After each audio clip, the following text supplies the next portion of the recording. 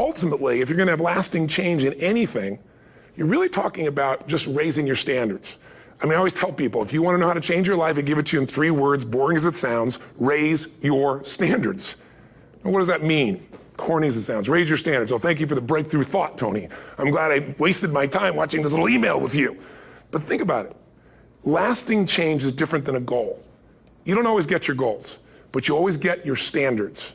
Maybe it would help you is to think about it this way. I try to explain standards to people with a different set of words. Think of it as everybody in life gets their musts. They don't get their shoulds. Like, think about it. Most people have a list of shoulds, don't they? Don't you have a list of the shoulds, things you should do, you should follow through on? I should lose some weight, I should work out more, I should make more calls, I should respond more rapidly to my email, whatever, you know? I should get into the office earlier, I should be, more confident. Whatever your should list is, people love to have their should list be met, but it's kind of like New Year's resolutions. If it does, it's really exciting, but if it doesn't, which is most of the time, it's a little disappointing, but you kind of know it's not gonna happen. But when you decide something is a must for you, an absolute must, when you cut off any possible, you say, I'm gonna find the way or I'm gonna make the way. Human beings, when they resolve things, when they make a real resolution inside themselves, which is they raise the standard and they make it a must, they find the way. Think about it in your own life. Haven't you had some area of your life where you raise your standard and your life has never been the same? Maybe at one time in your life you smoked cigarettes, or you did something and you did it for years and you kept trying to change it and kept telling yourself I should. And then one day something happened. Something just clicked you over. Something took you over that kind of tipping point. And inside yourself you said no more. And it was a very, very different experience, wasn't it? Something inside of you shifted and what was a should became a must, and you've never gone back. Is there an area like that in your life you can think of? Again, did you ever smoke cigarettes? Did you ever eat a certain way, drink a certain form of alcohol, and then finally say no more, and you just don't go back? And notice this, it doesn't really take any willpower anymore. Because somewhere when we make this click, when we make something a must, we attach ourselves to it. It becomes part of our identity. And one thing I've learned in the last, 33 years of working with people from now over 100 countries, 4 million people, is human beings absolutely follow through on who they believe they are. If you said to me, well, I'm really gonna work hard to stop smoking, but I've been a smoker my whole life and I am a smoker, I know your days are numbered. You're gonna be back smoking cigarettes again, because we all act consistent with who we believe we are. I tell people the strongest force in the whole human personality is this need to stay consistent with how we define ourselves. If you define yourself as somebody who is really conservative, you're not gonna be crazy and act nuts unless you're really drunk or something, and then you can say it's the alcohol, when it's really just you finally getting permission to be yourself. The alcohol is your excuse. If you're a really crazy person, you act crazy, outrageous, playful. You don't act conservative because that's not who you are. Very often people say, well, I can't do that, I'm not that kind of person. And I always say to people, really, when did you define yourself? I mean, really, how many years ago did you come up with what you could and couldn't do in your life? How many years ago? Most people, if they really look at how they're living their life today, it's based on a set of standards, a set of beliefs that they made choices about 10, 20, 30 or more years ago. I mean, very often we made decisions in our youth or very young about what to believe, about what we were capable of, about who we are as a person, and that becomes the glass ceiling, if you will, that controls us. There's a corny metaphor, but it's true. I remember one time I was with my family at the circus, and there was a person there, and they had this big, giant elephant. And you look at this elephant, and they take this little rope, put it around the elephant's neck, and they drive this stake into the ground. And I mean, you look at this, and you know that elephant could rip down the entire tent with almost no effort. And yet, the elephant doesn't struggle, doesn't try. Why? Because the elephant's conditioned. And they take that elephant and condition the elephant when it's a baby elephant. That's how they train him. When it's a little baby elephant and it doesn't have the power yet, they put a big rope around it and they drive this huge stake in the ground, and the elephant fights and fights and fights. And one day, finally, that elephant decides, I'm not capable of pulling this out. And once that becomes the definition of an identity of anyone, an elephant in this case, they don't even try anymore. It's just who I am, that's how it is, that's just the way it is in my life. I'd like to ask you to take a look at any place you've got a limitation and ask yourself, when did I decide to accept that limitation? And you may not even see it as a limitation. You might see it as just that's who I am. But so often in our lives, we've adapted to be a certain way so that we don't fail or so that people will like us or respect us, but it's not necessarily who we are. Joy comes when you're spontaneous. It's really hard to be truly happy when you're not being yourself. And most of us have no clue who we are. And so a big part of my work, if you've ever been to an event, you know, is to get people to do things spontaneously without thinking, because that's when the real you shows up. That's when the energy comes alive. And when you do that, when you start to connect to your true nature, suddenly there's energy available for you to set a higher standard for what you want in your life. That's what this is really all about. And when I talk about standards, when I talk about, shoulds versus musts, think about your own life. I know there have been areas in your life where some point in time you just shifted and you raised the standard and your life changed. Because whatever people have their identity attached to, they live. We live who we believe we are. That's just how it works. It's just kind of like, I'll give you an example. Look at your physical body. Your physical body today is an absolute reflection of only one thing, not your goals, not your desires, but your standards. The identity you have for yourself. If your standard is you're an athlete, then there's a certain amount of strength, a muscle tone, and energy that's available in your body on a regular basis because that's who you are. And so you do whatever's necessary to maintain that identity. Again, the strongest force in the human personality is this need to stay consistent with how we define ourselves. Because if you don't know who you are, you wouldn't know how to act. Once you lock in on that identity, your brain finds a way to keep you there. If you say, man, I'm overweight, I've always been overweight, I'm big boned, and that's the story you got, then you're gonna always find a way to get back there. That's your settling point. That's your identity. That's where things lock in. If you see somebody who's in really great shape, you ask them, do you work out? You know the answer. Yes, how often? And they'll tell you 3 times, 4 times, 5 times a week, whatever. In a seminar, I'll ask people, who here works out at least 5 days a week? And I'm stand up. And you look around that room, and you know that they work out 5 times a week because you can see their body. You don't just get a result without some kind of action, without some form of ritual. Ritual meaning actions you do consistently. Now, do you think those people that are out there working out 5 days a week, do they have more time than you do? Or I have, or anybody else? Of course not. Is their life less busy? Of course not. It's just a must for them. They must work out that way, and they've made that turn and their life changed. So I'm not saying you have to work out 5 days a week. I'm just saying whatever you really want, wants don't get met consistently. Standards do. Whatever you identify, this is who I am. And so it's not so much about changing your identity as there's expanding it. Deciding that, instead of your goal is to lose 10 pounds, which is not compelling, what if your vision was to get back to my fighting weight?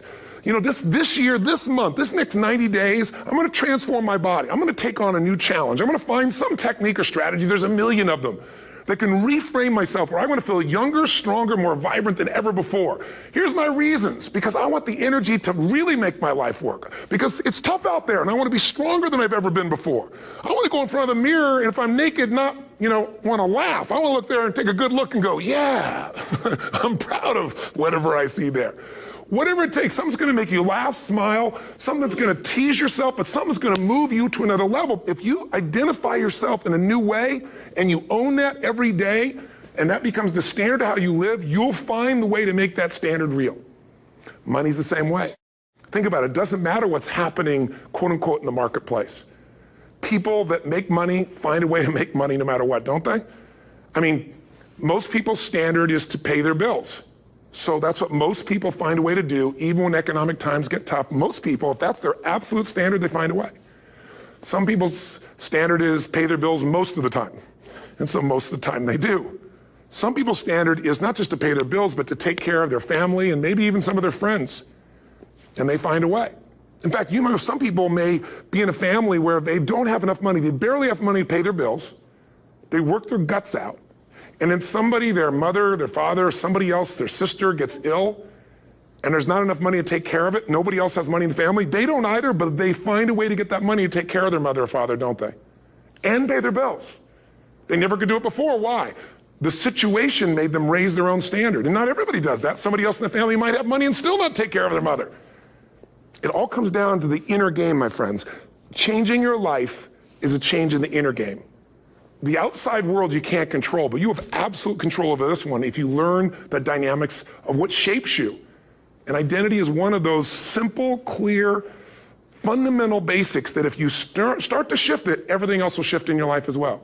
Some people, by the way, have to have more than enough money to do what they want, when they want, where they want, with whomever they want, contribute the way they want. And if that's their must, they find a way. I know that sounds overly simplistic, but it's true. You know, somebody once said you could take all the money in the world out of the hands of everybody, out of all the wealthy people in the world who are really successful, give it to other people. It wouldn't take too long, those people would have it back in their hands. It's not because they're manipulative, it's because they have a standard. Some are manipulative, don't get me wrong, but they've got a standard of what they're gonna find a way to make happen. I'm just simply saying to you, take those 3 magic words and live them. Raise your standard.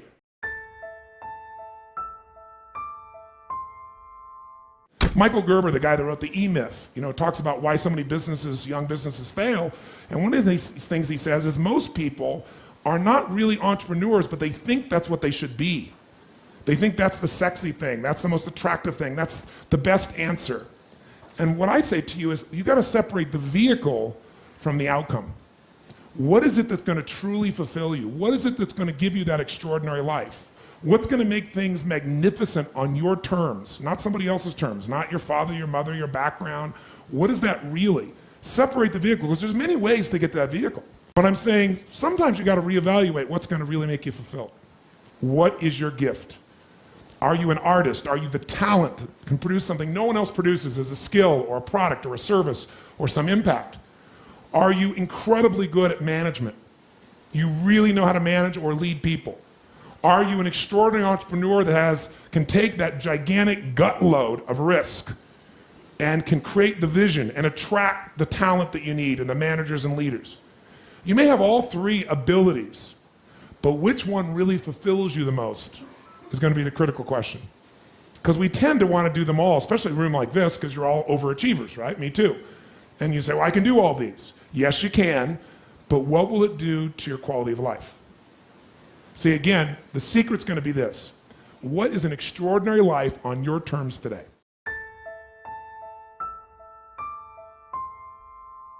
Getting things is not going to make you happy. That's good news in a tough economy. It's a good reminder. It doesn't matter what you get. Doesn't matter whether it be money or opportunity. All those things might excite you for the moment. Even a relationship, as magnificent it may be, might be exciting for a while. But if you don't keep growing, that relationship isn't going to stay exciting. So the secret to real happiness is progress. Progress equals happiness. And if we can make progress on a regular basis, we feel alive. And that's why at the beginning of the year, we get this thing like, okay, I can have this fresh start. I could really do what my soul desires. I could expand. I could grow. I could improve. I could change. Or maybe better than change, I could progress. See, think about that. Progress is an aliveness to it, doesn't it? You don't have to work at changing. People say all the time now, well, I'm working on changing. Don't worry about it. You don't have to work on changing. Change is automatic. Your body's going to change whether you want it or not as the years go by. And no matter how hard you work, there's going to be some changes going on there. The economy is going to change no matter what you want it to do. The weather is going to change. Relationships are going to change. Everything in life is always changing. We don't have to work on change. Change is automatic, but progress is not. So if you want to make real progress, then you really got to look at your life in a different way. You got to say, I got to take control of this process and not just hope it's going to work out like people do who make a resolution.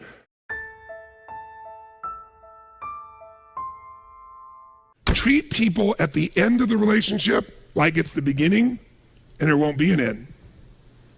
And that's not just your intimate relationship. What if your customers, what if you fell in love with your customers, with your clients, more than your product, more than your company? If your entire life was about meeting their needs, if you would do what for your customers and clients, you would do what? If you love your customers and clients, you do anything, guess what? They're going to love you. But most people love their customers and clients as long as they buy from them, do what they want, respond to them. And when they don't, they go, that's the end. You want clients for life, not just customers? Fall in love with them. It's a different focus, isn't it? It's a different meaning. And that creates a different life because you make decisions differently from that place.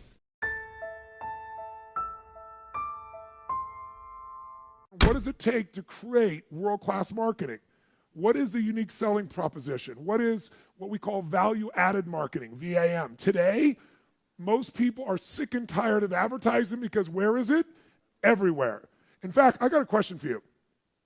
How many of you in this room do not even see banner ads anymore. Literally, it's there, but you don't perceive it. Like your brain literally washes it out. Raise your hand if that's true. Keep your hands nice and high and look around the room right now, and you'll see 98% of the people wash it out. So don't buy them unless you're going to create something really unique. It's a total waste of your money and your time in the world we're in today. Today, what creates marketing is when you don't just market, but you add value to people. You do something, you teach them, you give them an insight, you give something valuable that costs them nothing, and then they look to you as an expert. They look to you as a person that adds value. They want you to supply them more information, more experience, more products, more services. If you've made this whole business about meeting your needs, you can run a successful business, but it'll be a job. Because you'll never be able to sell it. Because if it's just meeting your needs, it's not a system. It demands your attention, your connection. It's giving what you want. But ultimately, it's not going to give somebody else what they want, so you can't sell it. If you can't sell your business, if you don't have an exit strategy, you have a job. I don't care how successful the business is. That doesn't mean you have to sell the business. But one of the most important decisions you make in business is, ultimately, if I was going to sell this, if I chose to, I have to know who I sell this to so that I have long-term value, not just an income along the way. I have this critical mass hit. I get a multiple of my business. And most people don't have a clear exit strategy. They think I'll come up with that someday. You got to start with that end in mind. That's got to be part of your focus if you're going to be successful in your business. I can remember a gentleman who built CAA in Hollywood. It was the largest, most successful agency, right? Michael Ovitz, remember that name? He put together Nike and Coca-Cola and these billion-dollar deals. And eventually, Mike Ovitz went to go sell that business. He'd never thought through an exit strategy, and he got almost nothing for it. Because the laws prevented him from selling it to a studio. He had to sell it to some of his employees for pennies on its real value. Now, Mike found a way to make money later on in another place off of Disney. But the bottom line is, the guy didn't have an exit strategy. Even though it was brilliant, made lots of money, in the end didn't get the value. Whenever people fail to achieve their goals 99.9% of the time, and you ask them why, they'll tell you it's because of a lack of resources. That's what all these things are. I didn't have the support, right? I didn't have the money. We didn't have the time. We didn't have this. We didn't have that. There's a resource that people believe is missing. And that resource belief structure then keeps people from ever being able to really lead. Because what leaders do is they find a way to maximize whatever resources they have, as little as they may be, and they don't believe in limited resources. I'll give you an example. Let's take a business example to start with. In 1974, a guy named Sam Walton had built his little company up. He came up with an idea. He started with $20,000 in, I think, 1962, if I remember right. But by 1974, within 12 years, he had 78 stores. And you know how he did it? In the middle of the night, he'd drive across the border and he'd go and study other people's stores. He'd buy everything the cheapest he could in the middle of the night. He'd go to other people's stores. Whatever was working, he figured out. Success leaves clues. He came back and did it in his store. Whatever was working in any store, in any competitor, anywhere he could do it, he did it. So he figured out how to maximize the little resources he had, his 20,000, built 78 stores, and if you read any of the people following him, the company had gone public in that year, they were all saying, this is it. He's maximized his resources. I mean, he only has so much money. There's only so many cities that are going to appeal to this discounting mentality, right? This is it. This is all he can do. And the word on Wall Street was sell. Now, what's interesting is at that time, you look at Sears and Kmart, and they were gargantuan companies, weren't they? 20, 30, 40, 50 times, 100 times his size or more, probably. And at that time, they were the leaders, and they knew what's going to happen. But did things change, yes or no? Did he suddenly get mass amounts of capital? No. Here's what they didn't understand.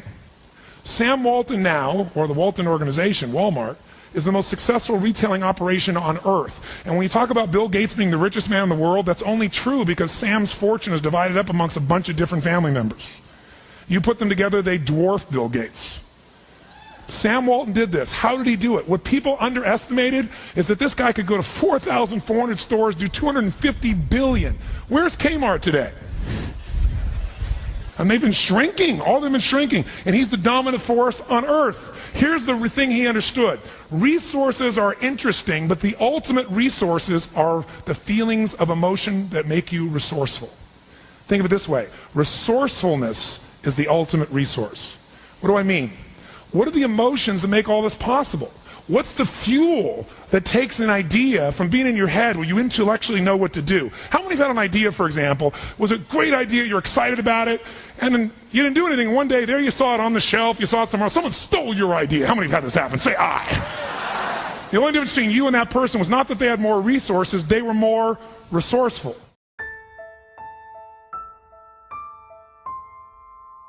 Success and failure are not giant events. They don't just show up. You don't just suddenly become successful or suddenly have this cataclysmic event that makes you fail. It may look that way, but failure comes from all the little things. It's failure to make the call. It's failure to check the books. It's failure to say, I'm sorry. It's failure to push yourself to do things physically that you don't want to do. And all those little failures day after day come together until one day some cataclysmic event happens and you blame that. That event happened because you missed all the little stuff. Do you agree with me? And success, by the way, is not some overnight event. It's all these little things. Success is having a vision. Success is making it compelling. Success is really seeing it and feeling it every day with strong enough reasons. Success is feeling the sense that I'm here to grow and I'm here to give something to the world more than just myself. All the little stuff. That's where success comes from. In business, it comes from delivering more than anybody could imagine. All those little things add up. People go, wow, that's who I want to do business with. It's true in any area of your life.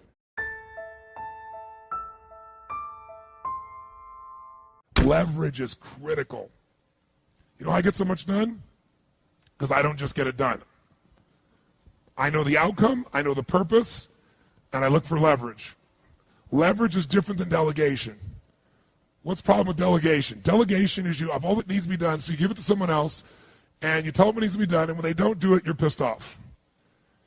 Leverage says, I can move the biggest boulder in the world with a little bit of effort if I get something I can do it with, but I'm still part of it. So leverage is, if I'm going to leverage something here with Tom, I'm going to make sure Tom understands the what? The outcome. I want to make sure Tom understands the purpose, the why, and the action. But I might say to Tom, if you can get this done without this action or better action, go for it, baby. And I want to talk to you on this date, and we got to promise him we're going to check in before it's needed. So there's no surprises. And if you're having problems, Tom, come back to me because we're partners on this. That I call leverage. And you know what I do when I have no time? There is time. I just got to leverage it. Now you say, I have no one to leverage it to. You know, Shane over here, right? I got all the stuff he wants to do. He can't leverage it. But Shane's answer was, hire somebody. Then he thinks about what it's going to take and goes, $125,000. I can't do that now. He's getting caught up in one way to get the outcome. Leverage. He goes through his list and goes, what if I got someone to do 20% of this stuff? I could spend 20 grand to get that much freedom. I could pay for it times 10. And if I'm really productive, my productivity should enhance the world, not only my clients and customers, but it should provide jobs for other people. And if there's anything you hate to do, it's because you're either ineffective at it or you don't think it's very important, but it is urgent. So you need to hire somebody for those things. And ideally, somebody who loves that job. You're never going to grow when your time is eaten up for activities that aren't that important. Activity without high levels of purpose is the drain of your fortune. Do it now. If you can't get it all now, do a part of it now. Leverage is power. Leverage is ultimate power.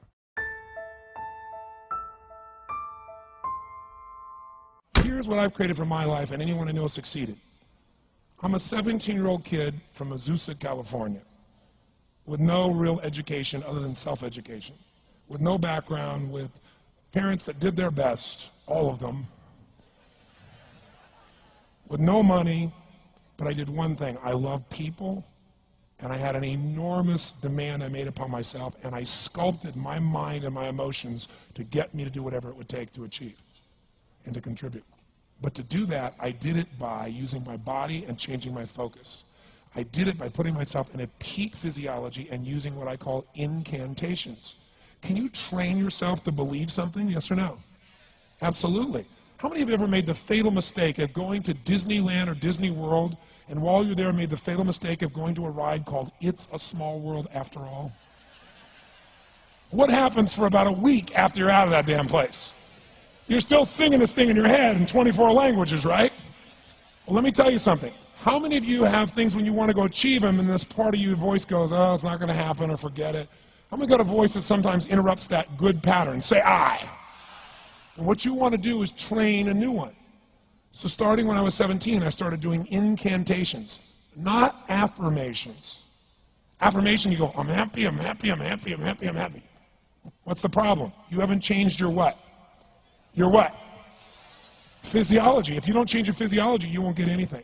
So an incantation is not only you speak it, but you embody what you're saying with all the intensity you can. And you do it with enough repetitions that it sticks in your head. Like It's a Small World, now the conversation in your head is always the same and it gives you what you want. So you use your body and your voice. So 17 years ago, I started doing things. I was working for Jim Rohn, this speaker, and I was 17 years old. I had long hair, minestrone soup, acne on my face. And I was trying to call on Bear Stearns type of people and convince them why they should go to this man's seminar and be more successful. I was driving a 1968 Volkswagen that I had earned at $40 a week as a janitor.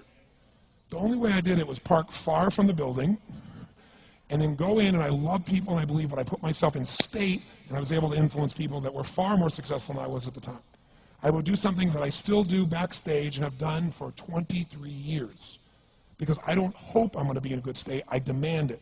So I do an incantation using my whole body. I'd say, I now command my subconscious mind to direct me in helping as many people as possible alive today to better their lives by giving me the strength, the emotion, the persuasion, the humor, the brevity, whatever it takes to show these people and get these people to change their lives now. And I would do that literally driving in my Volkswagen to a meeting in LA on the freeway for 40 minutes. People are looking at me, I'm screaming at the top of my lungs. They're going, I know he's a serial killer, I know he is. But by the time I entered that room, when two people meet, if there's rapport, the person who's most certain will always influence the other person. And I was totally certain, and they were trying to get revved up to certainty. Do you agree with this, yes or no? I do another one because I was poor. I changed my mindset. I kept doing things, but I never got beyond it. I'd say God's wealth is circulating in my life. His wealth flows to me in avalanches of abundance. All my needs, desires, and goals are met instantaneously by infinite intelligence, for I'm one with God and God is everything. And I would imagine the abundance of my life, and I would feel so grateful. And a year later, I went from making $38,000 a year to making $1 million a year in 1 year.